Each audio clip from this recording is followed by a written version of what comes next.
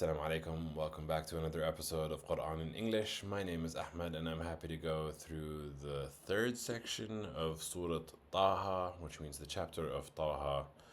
Um, yeah, and we're picking up where we left off yesterday, which was the story of Moses and how he helped the children of Israel um, to escape the Pharaoh. And we are continuing to see what happens to them after it, and we do get more on the golden calf that's about to happen. So it's very exciting. But before I get into any of it, I must always explain I am not an Quranic scholar, nor am I studied in the Arabic language beyond school. I'm merely undergoing a journey to discover the Quran because I love it and I believe it to be the exact word of God as revealed to the Prophet Muhammad, peace be upon him. And therefore I want to know exactly what it says in order to further my faith. But the purpose of this channel is education, so if you see something that you disagree with or have a different perspective on, feel free to drop a comment.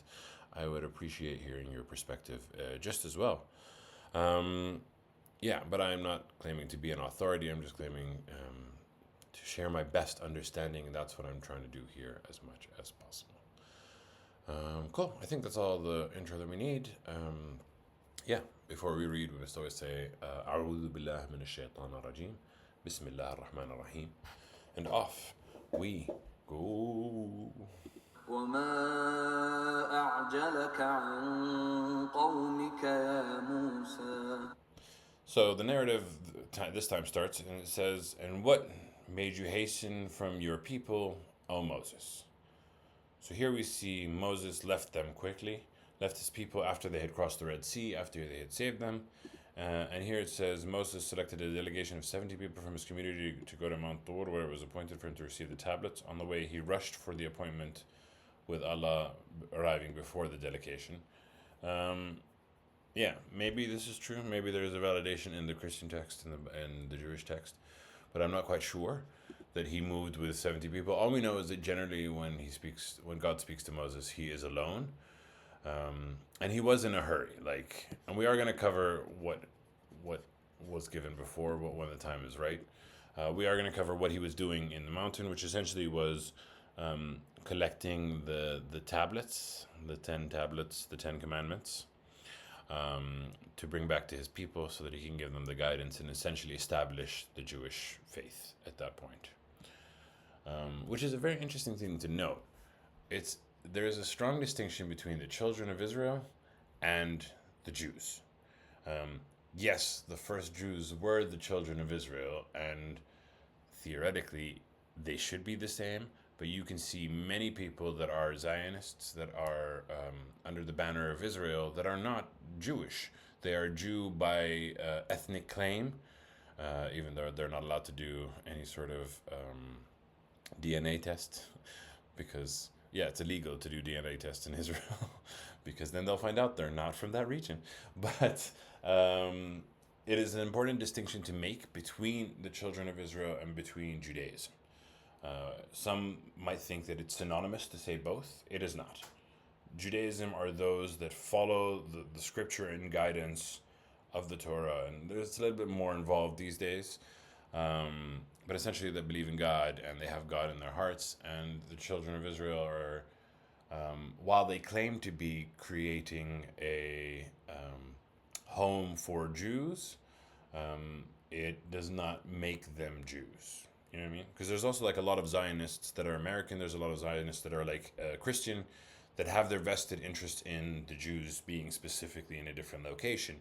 And they don't like the Jews even. They want them out of this is also kind of the whole creation of the state of Israel, was to move the Jews out of Europe into the Middle East because they didn't want to deal with them. But we're getting into too geopolitical a state. I just wanted to clarify the children of Israel does not mean Judaism, even though we're talking about specifically the moment that Judaism was officially a religion.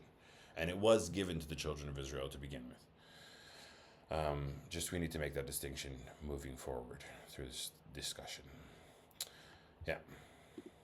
قال هم أولئك على أثري وعجلت إليك رب لترضى.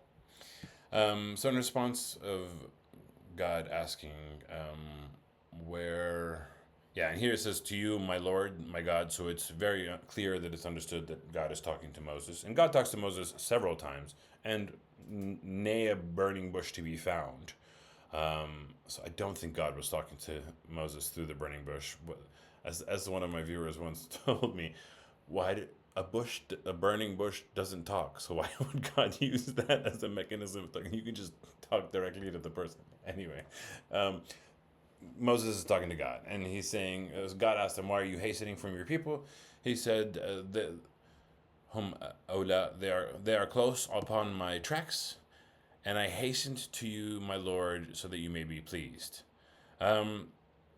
Which doesn't make sense with the explanation that was given before, that he had a delegation of 70 people from his community or his appointed, and then he rushed for his appointment to God. He's not saying that his reason for rushing is because of the appointment. He's saying the reason I was rushing is because they're close. They're close upon my tracks. That's what he's saying the reason is, which I find it very interesting. Because I'm like, maybe he's talking about not his own people. Like in the previous verse, God is saying, what hastened you from your people? And he said, they are close upon my tracks. Maybe that's an expression. They're close upon my tracks, like they're, as in, I need to tend to them. Maybe there's some form of that. But anyway, he says, and I hastened to you, my Lord, so that you may be pleased. My God, so that you may be pleased. And I do feel like it is talking about them straying, but we'll get into what the children of Israel do. But God lets Moses know, by the way, something's happening where you left your people. قال فإنا قد فتنا قومك من بعدك وأضلهم السامري. He said, but indeed we have tried your people from after you and led them astray. The Samari led them astray. Indeed, we have tested your people in your absence, and the Samari has led them astray. Now, if we click on the Samari, man from Samaria, who is a hypocrite, led the children of Israel into idol worship. He's essentially the man behind the golden calf. And we're going to see the story of the golden calf, and he's going to get questioned. And there's going to be some interesting things that are being said, and some interesting things that the explanations have come through, which I find very interesting. But yeah, the villain of this story is El Samari, and he's the one that misguides the children of Israel in this text. But God's essentially telling Moses, who ran to go meet him, and essentially to go collect the commandments, the guidance from God. God tells him, by the way, your people are being tested, and the Samari has led them astray. Very clear. Danger, danger, Will Robinson. فرجع موسى إلى قومه غضبان أسفا قال يا قوم ألم يعدكم ربكم وعدا حسنا أفطال عليكم العهد أم أردتم أن يحل عليكم غضب من ربكم فأخلفتم موعدي. So this is okay. So yeah, now it's kind of made more sense. It ends with, so you broke the promise to me, you broke the appointed time to me. And I think that's what that means. They're on my tracks is kind of an expression of saying, I'm supposed to meet them at a specific time, and I have to hurry to meet them. Like they're coming to the place where I'm supposed to meet them. I have to go quickly, hurry. That's what it means they're on my track. I think it makes the most sense. But let me explain let me translate the verse, and then we'll get into the explanation. It says, and Moses returned to his people angrily and sorrowful. He's like, why is he tricking them? Why did they fall for it? And he said, oh, my people, when he got to them, did your Lord not promise you the promise that is good? Like, I mean, God delivered on his promise. He said he was going to save you, and he saved you, and you saw how miraculous it was. Like, what?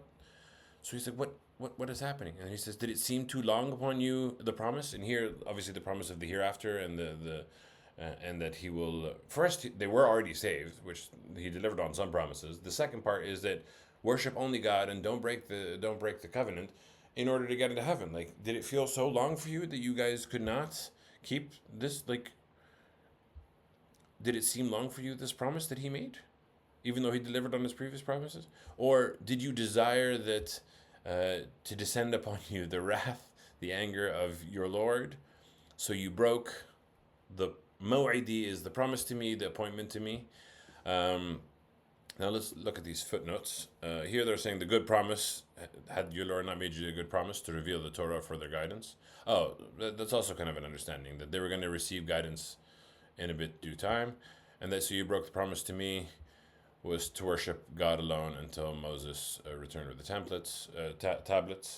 But this also kind of indicates why he was in a hurry, right? He was in a hurry to meet his people once more, to be like, okay, let me get you the guidance as quickly as possible so that you kind of have something to hold on to, which is very important. قالوا ما أخلفنا موعدك بملكنا ولكننا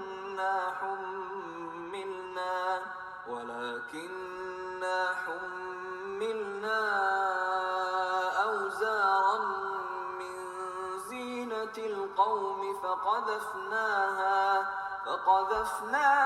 فكذلك ألقى السامري. Okay. No.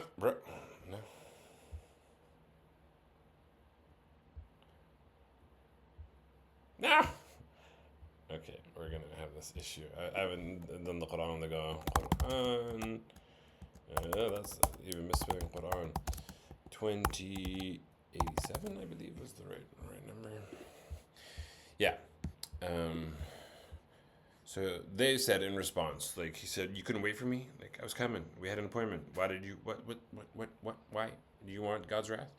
So they said, we didn't break the appointment, the promise to you. We didn't, even though they clearly did, because they started worshiping a calf instead of God.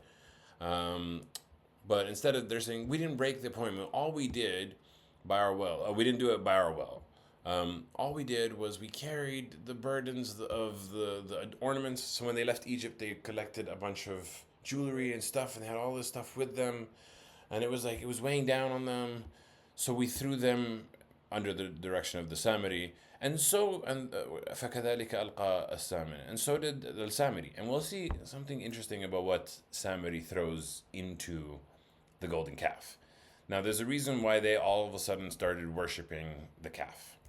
But obviously, the verses haven't mentioned the calf, but the next verse is going to mention the calf. But essentially, the children of Israel are like, oh, no, like, we weren't, trying to break your promise. We just, we had all this stuff, and he told us that we have to throw our ornaments. We have to kind of, I think the way that I imagine it was explained to them is that you have to abandon your riches or something. Either way, they're saying they were being deceived by this person, Al-Samiri, and he told them to put all their stuff. But they said also he threw his, and he was guiding us, and he was kind of leading the way. So they're kind of saying it's not our fault, it's his, kind of. So what did Al-Samiri do? فأخرج لهم عجلا جسدا له خوار فقالوا هذا إلهكم وإله موسى فنسي.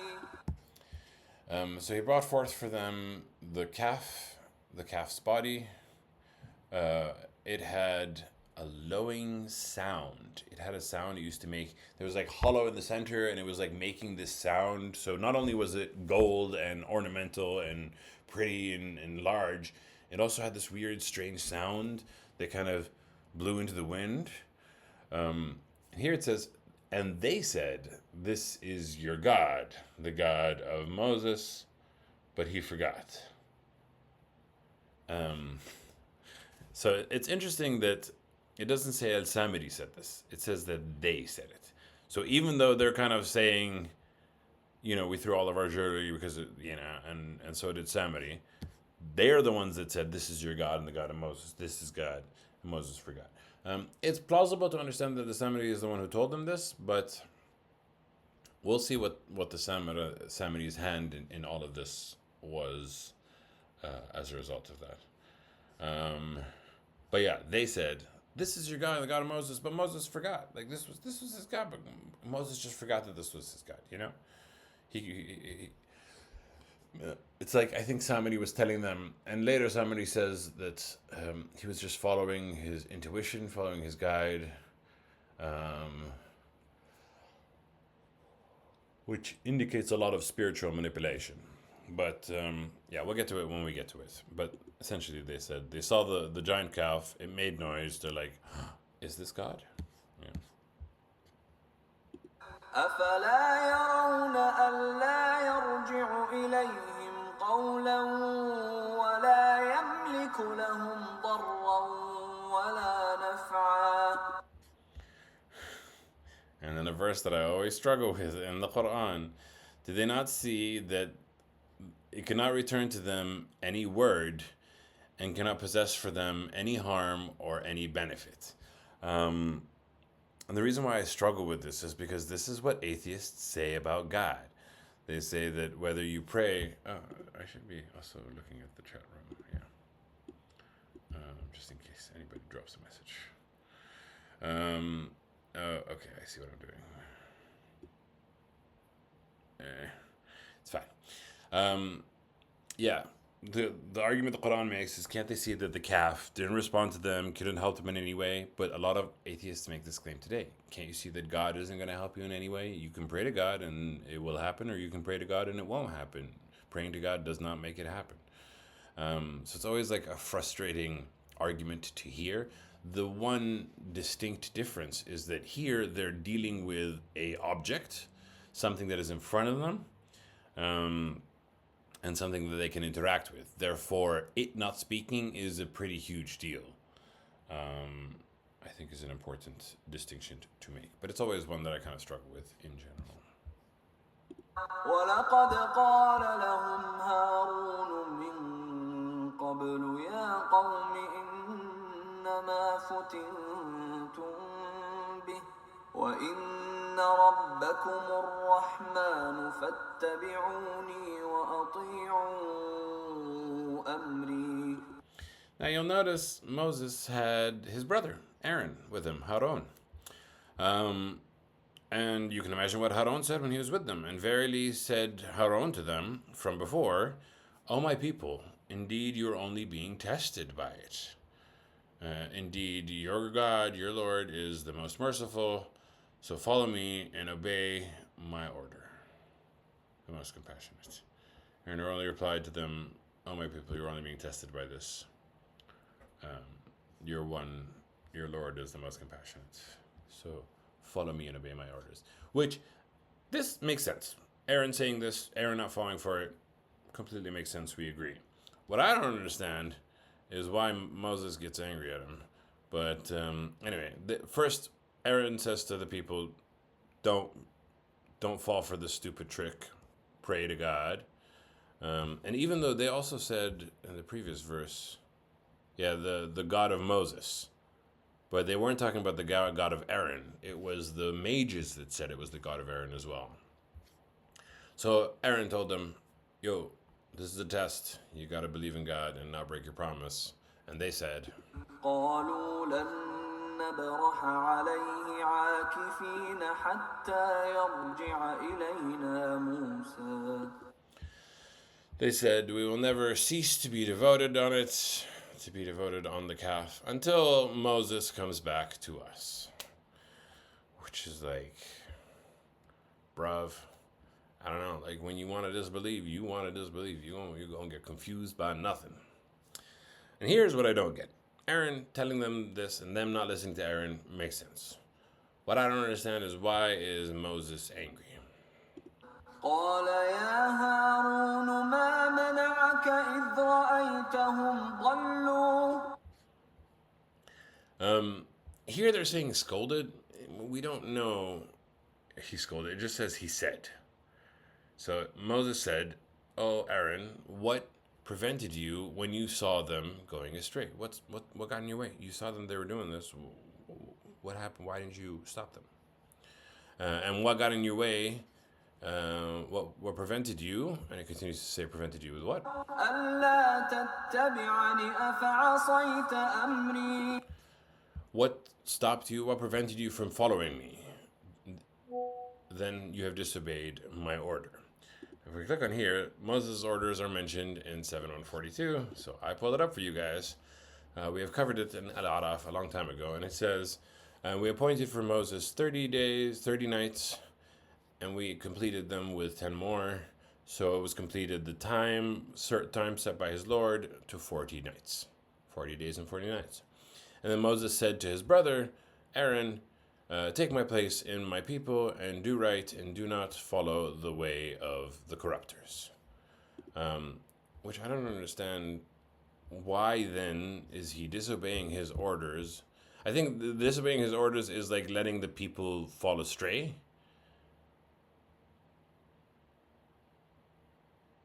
But I don't understand that you would not follow me. Like, he didn't ask him to follow him, at least not according to the Quran verses that we read. I think follow was more of a mental thing. Maybe like he was supposed to take the leadership position, but he couldn't. Maybe therein lies a lesson that the people would only listen to Moses, not Aaron, even though Moses appointed Aaron to his people. His people did not accept Aaron as their true guide. And therein lies a very important lesson, specifically when it comes to the children of Israel.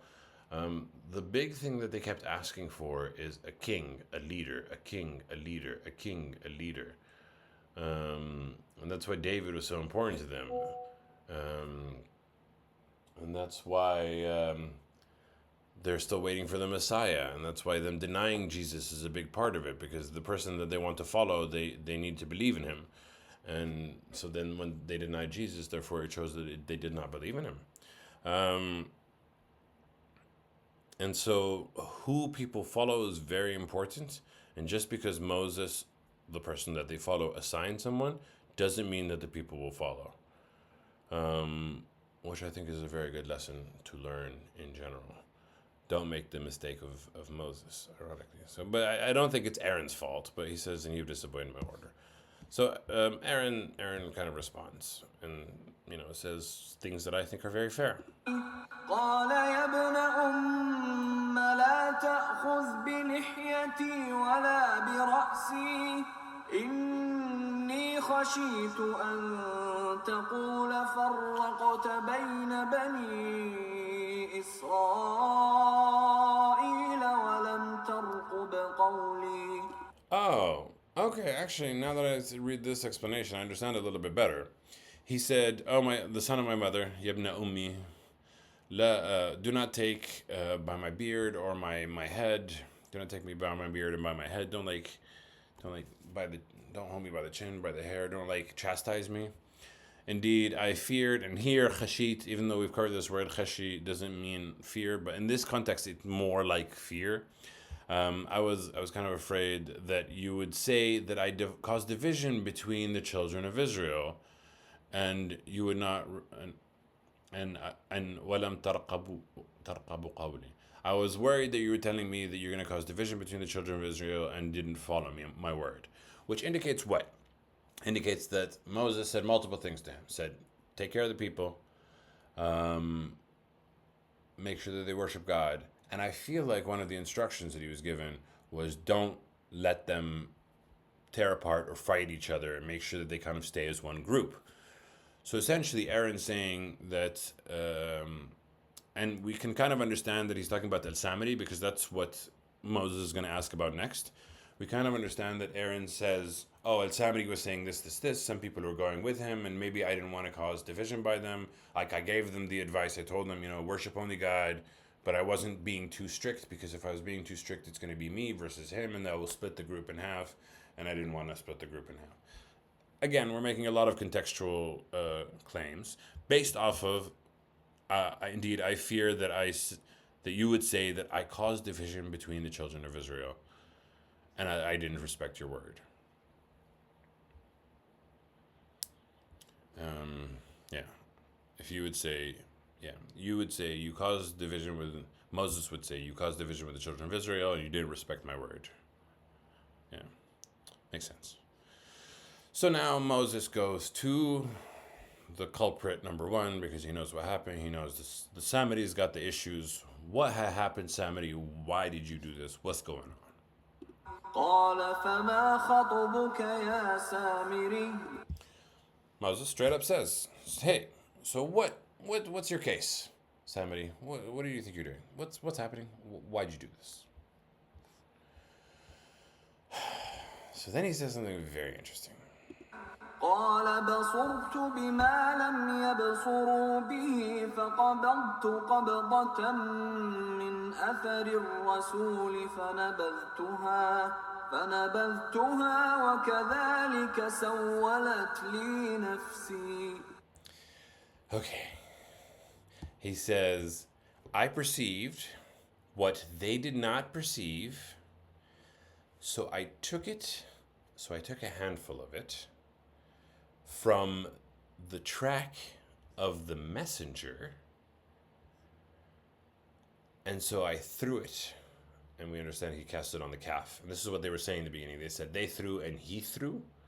So I threw it on the calf, and that is what suggested to me my soul. Now there's a few things that are missing from this verse. Who is the messenger? What did he grab? Why did it cover himself? And so here they've added a few more context. Here they had a handful of dust. I don't think dust is the right word. I feel like sand is the more correct word, because the hoof prints of the horse of the messenger, again, all we know is there are tracks in the sand, and when the messenger was on them, something had happened to the tracks, and that's what he grabbed a handful of. Dust, not that important. Dust, sand, not that important. Hooves of the horse, they don't mention the horse. They just said the tracks of the messenger. And here they don't say who the messenger is. The context has been added, the messenger angel, Gabriel. Again, there's no mention of Gabriel. It could be another angel.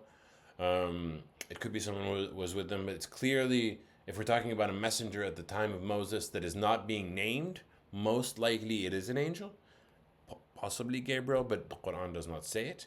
But all it says is a Samari grabbed sand off of the tracks of the messenger, and I threw it into the fire, and thus suggested me to my soul. Like that's what my lower self tempted me into. This verse could also be translated into, I had insight which they did not have, then grasped some knowledge from the messenger, but later threw it away. This is what my lower self tempted me to do. According to many common Quran commentators, while Moses and the children of Israel were crossing the sea to escape the abuse of Pharaoh and his people, the Samari saw Gabriel on a horse leading the way, and every time the horse touched the ground, it turned green. So Samari took a handful of dust from the hoofprints and later tossed it at the calf so that it started making the lowing sounds. I do imagine this is talking about, because he's talking about a handful. I don't think this is talking about him holding on to the guidance that Moses was giving. You don't take a handful of guidance. It doesn't make sense. It makes physical sense. And because he's also saying from the track of the messenger, this is not talking about the Moses' track. This is talking about something else. So I think the most common explanation of people talking about it being Gabriel, and of course they added the horse, which it could be the horse, it could not be. All we know is there are tracks, messenger, handful, thrown onto the calf. And he says, and thus suggested to me my soul, which indicates that it wasn't a spirit that was manipulating him, but rather, this sounds like the work of the devil. The devil always tells us from within us, like, what if I did this? What if I did that? And he's not blaming anybody else, which is very interesting. He's kind of blaming himself, and kind of like he knew that this was wrong, but he's like, let me try it anyway. And then that begs the question, if he's holding a handful from the track of the messenger, assuming that it's an angel, does that mean that you're still vulnerable to the devil? And I mean, I think the obvious answer is yes, because the devil was among the angels when they were all told to bow down to Adam, and he refused. So I don't think that being with or near or connected to angels disables you from sinning or making mistakes of this judgment. It's just very, very interesting. Yeah. It's just very, very interesting. Again, doesn't mention Gabriel, definitely doesn't mention a horse. It says he grabbed a handful from the tracks of the messenger, and he threw it on the molded calf, and that's why it made the noise, and that's why it had a special characteristic, and that's why people are like, wow, there's something magical about this, there's got to be God, you know?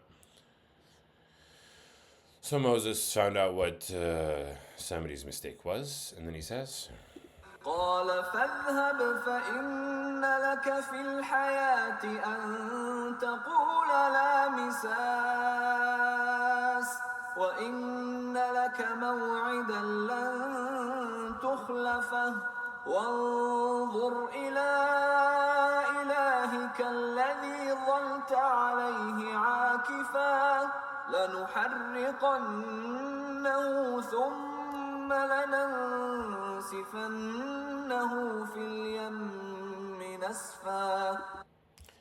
okay, lots of things are being said here, and some of it I don't fully understand, but we have wonderful little footnotes that we'll take. So Moses said, then go.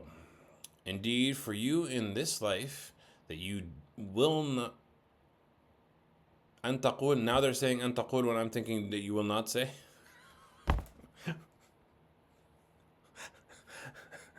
Every time I understand it differently. Whenever the word and,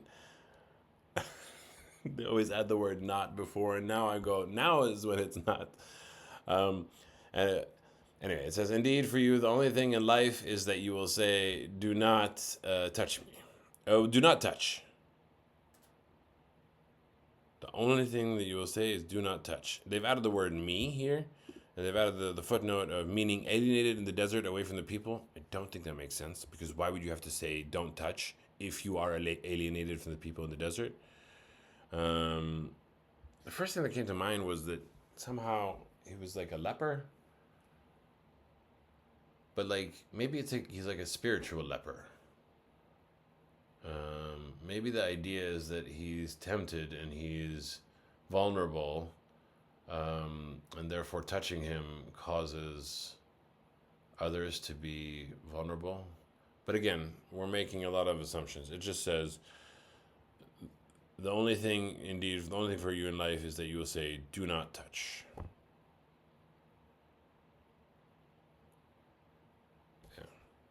And it says, and indeed, for you is an appointment that you will never fail to keep it. And you will certainly have a fate. And here they've added the temptation of destined time. So we're not sure what this appointment is, that you will never fail to keep it. لن تخلفه. You will not break it. You will not. It's very interesting, because it feels like, okay, so he's like banishing him, saying don't touch, and that there's an appointment that you have to make. You will not miss. And he says, and then look at your God, the calf that he created, that you have remained to it devoted. We will surely burn it, and then we will scatter it into the sea in particles. I always had a question before, was how the hell did they make a calf in the middle of a desert, right? Even if they got rid of all their jewelry, don't you need like a cast or something? How do you have that idea? I don't know. But they're gonna burn the god, which is also, if it's made of metal, why are you burning it? And then it will certainly scatter in the sea in particles, which is like, what is this calf? I mean, it said ornaments. I just assumed they melted something. Didn't they melt it together, or am I confused? Yeah. We carried our burdens as ornaments, so we threw them, and thus threw the Samari. Oh. What if it's not a golden calf? I mean, it does look like a calf, but what if it's like, for me, in my mind, it was a solid gold calf. That's what I heard when I heard the word stolen. Maybe it's just a bunch of jewelry, and when he threw the dust on it, or the sand on it, the magical sand on it, it took the form of a calf, and it made noise, which indicates more witchcraft, indicates more thingy-mabobby, jibbity-jobbity-joo, which actually is a good point, because didn't Moses save magicians from Pharaoh as well? Maybe Al-Samiri was one of the magicians. That would make sense. And for me, I always saw the golden calf. In my mind, it was like the statue of a bull. I don't know why that's the first thing that came to mind. Obviously, a bull is not a calf. Yeah, I just had this idea that it was solid gold. But if it's all like held together by magic, then applying fire, then applying fire will burn it, and it will surely scatter in the sea all the particles. Yeah, then that would kind of make sense. Burn the thing that is faking to be a god. And if it's not made of solid gold, then burning it makes a lot more sense. I just always struggled with the idea of what a golden calf looked like. I had a very strong visual in my head that it was just, they melted their jewelry and they fashioned a calf. But I think magically it was held up. That would make more sense as to why they can burn it. Because if it's a metal object, they can't really burn it, can they? Interesting. And Moses adds the general lessons. إنما إلهكم الله الذي لا إله إلا هو وسع كل شيء علما. Indeed, only your God is the God that is. There is no God but He. Your God is only God. There's no God but He. He has encompassed everything in knowledge, which means He knows about everything, and God's knowledge does not fall short of anything, which is a very important thing for me to say and know. And that's the story of Moses, and that's what God says to the Prophet Muhammad now. كذلك نقص عليك من أنباء ما قد سبق وقد آتيناك من لدنا ذكرا. And thus we have related to you the story from the news from what has preceded. That's really related to the stories of the past. And certainly we have given you from us a reminder. The Quran is the reminder. I think the stories themselves are also a reminder. Dhikra, it's that word again. Inna anzalna dhikr. The reminder, the remembrance. It definitely is the Quran, but I think it's more than the Quran. But yeah.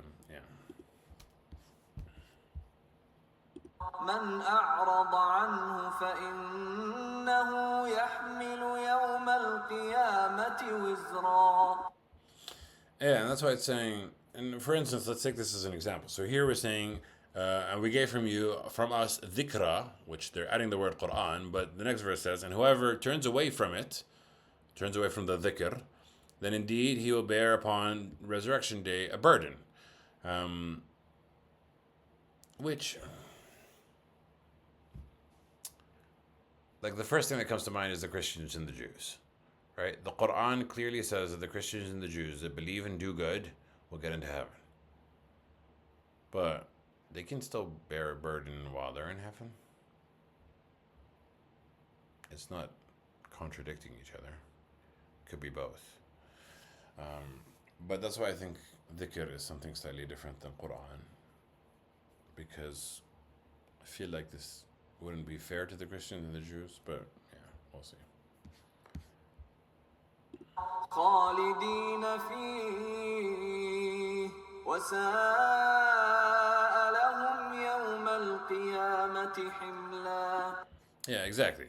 They're abiding in it forever, which means the burden is them being in hell. It's not just a burden, they're getting into heaven. It's just clearly saying that those who do not follow the dhikr are going to suffer in hell. And the Quran also said the Christians and Jews are going into heaven if they believe and do good, right? الذين هادوا والنصارى. Yeah. And evil is for them the day of the resurrection of what load. What they will carry on the day of resurrection will be quite evil.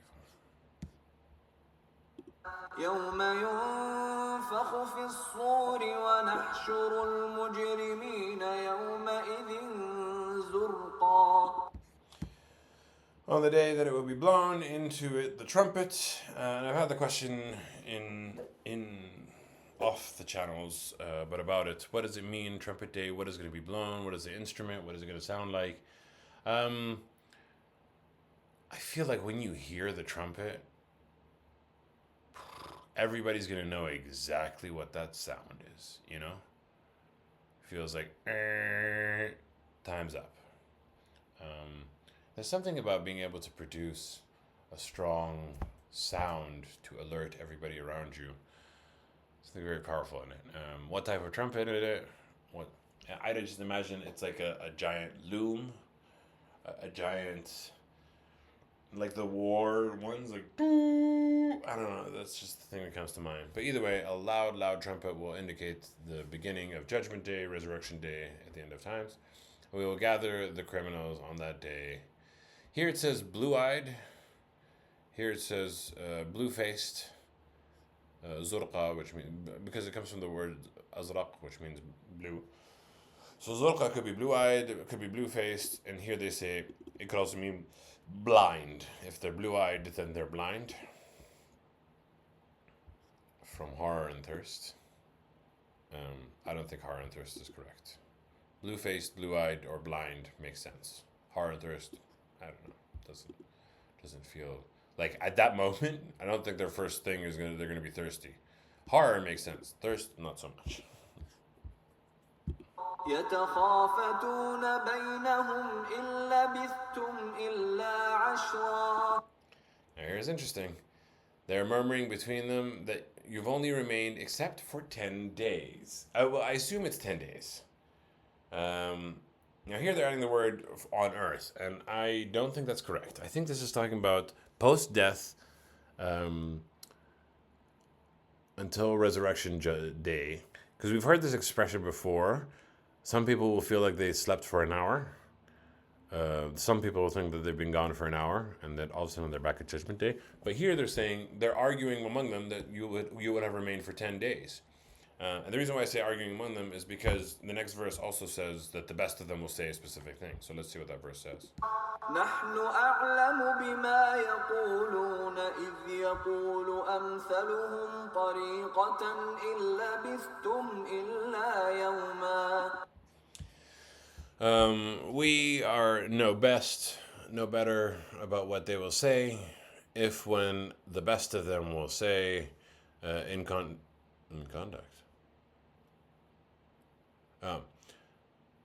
The best of them will say, kind of in a way, no, you only remained except for one day. You stayed for no more than one day. So here they're kind of like arguing about how long you stayed, how long has it been since Judgment Day. I can't imagine that the people think, oh, we stayed on the earth for 10 days. I cannot imagine that to be legitimate. But to be dead for 10 days, I think makes sense.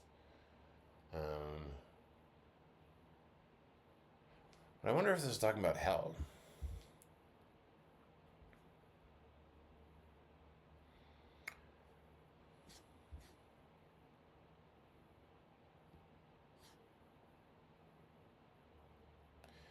And they're murmuring between them. It's very interesting. I didn't say they're whispering among them.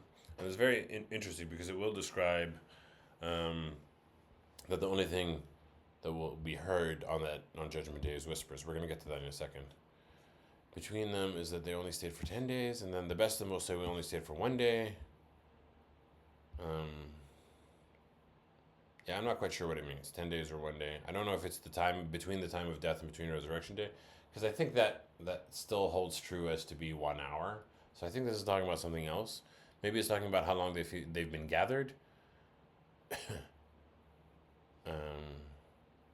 Maybe 10 days one day will feel like 10 days. Because, when you're like so alert and your adrenaline's at full, the passage of time feels a lot slower. Maybe that's what it's kind of indicating. But anyway, they ask about the mountains. ويسألونك عن الجبال فقل ينسفها ربي نسفا. And this is why I think that when the Quran says that the earth will be swapped with another earth, I don't think it's talking about post Judgment Day, because on Judgment Day, they will ask you about the mountains. So say God will blast them into particles, will wipe them out completely. And that's what I understood from Judgment Day. Judgment Day is obliteration of mountains, of giant things in, like, I mean, we do not have that manpower. I mean, I know we have the concept of atom bombs, but I don't think we have the power to change terrain that much. We have power to like flatten buildings, but buildings are man-made. Mountains are very different, right? But anyway, they ask about the mountains, say that God will completely obliterate them. That's why when we talk about replacing the earth with another earth, maybe that'll still happen. I don't know. فيذرها قاعا صفصفا. To further explanation, he will leave the earth on a level that is plain, completely bare, clean it all out. لا ترى فيها عوجا ولا أمتا. You do not see in it any crookedness and not any curve. No elevations, no crookedness, no valleys, no steeps. It's going to be flat. يومئذ يتبعون الداعي لا عوج له وخشعت الأصوات للرحمن فلا تسمع إلا همسا. This is where we were talking about that they only say whispers, but it says, on that day, they will follow the caller, and there will be no deviation. It says from it, la iwaja lahu, but I think it's from him. The caller will not have any deviation. On that day, all will follow the caller, none will dare to deviate. No, it just says no deviation from him. La iwaja lahu. La iwaja lah. Yeah, it's a singular. It's not lahum. It's not them. It's not that they will not deviate. It's he will not deviate. The caller will not deviate, and they will follow the caller. And so there's going to be a specific caller, and I kind of always had this idea of like, it's Judgment Day. Call back to my insanity. That there will be someone calling on Judgment Day, and they will follow. وَخَشِعَتْ, and they will be humbled. There's that word again, khasha'. Humbled, again, it's more correct than afraid. They'll be humbled because they're like, they know it's the end of times, everybody's quiet. The voices will all be humbled for the most gracious, the most merciful. So you will not hear except a faint sound. Now here you've given only whispers, but the other explanation is this can also mean footsteps. Whatever it is, it's a sound that's light. We had talked about whispers in the previous verse a couple before, but just to imagine the idea of everyone being silent and all you hear is just the shuffling of feet. Also, terrifying thought. يومئذ لا تنفع الشفاعة إلا من أذن له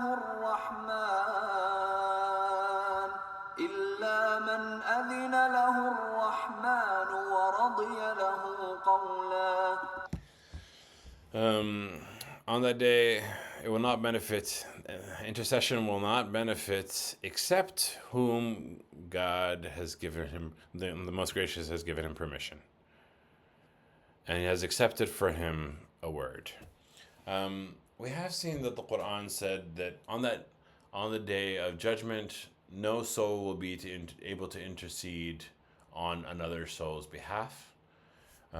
Intercession is kind of the big key word, but here it's clarifying, except that whom the God has allowed, and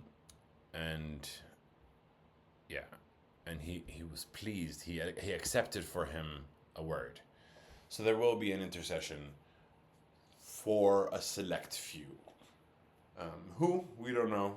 God chooses and God approves who is going to be there. And the last verse for today. يعلم ما بين أيديهم وما خلفهم ولا يحيطون به علما. He knows what is before them and what is behind them, and while they do not encompass in it any knowledge. Now, there's a lot of ways that you can kind of explain this, but essentially it's saying God knows, we don't. God knows what they've done to earn the intercession power, what they've done in the past, where they're going. So here they've kind of explained it. What's behind them knows fully what's await them, what they did in the world, and they cannot encompass his knowledge. So yeah, they just said what's ahead of them is their fate, and what they did in the world is their past. Behind them is what they did in front of them. We've seen that expression, what is in front of them and what is behind them. And we've always thought about it from the terms of future and past. But I feel like there's a nuance that we're kind of missing around this. But either way, God knows, and they don't know. Yeah, so interesting. I think we have one last section left for that, but we will cover this section on Monday, inshallah. Thank you all for watching. I appreciate you. As you saw, I'm in a new setup because I'm on the Quran on the go. This might happen more in the future, but I'm going to try and keep to the schedule that I have stuck to at the moment. And so far, it's working. So thank you all for watching. I appreciate you. And Sadaqallah al-Ali al-Azim. And I will catch you guys on Monday. Maybe sooner, maybe not. This weekend's a bit busy, but we'll see. All right. Ma'as salam. Bye.